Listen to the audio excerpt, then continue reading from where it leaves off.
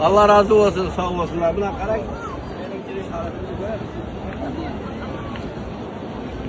Neçə ildən beri kasasınız bunu? Benim takriben 35 yıl oldu. 35 yıl oldu. Evet, 35 yıldan beri şu azaptı ben çekemem. Xudo xolasiga 1 yil deshini qilsangiz, Xudo xolasa zo'r bo'lasiz. Sağ olun.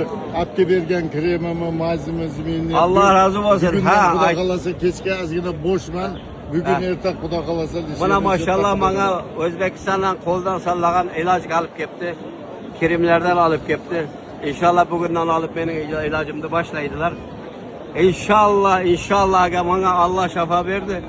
Ben tekrardan inşallah bir fidye doldurup hem tağın hem sizlerge taşıyman ki doktorumның maşallah kolda qanday bir karamati var.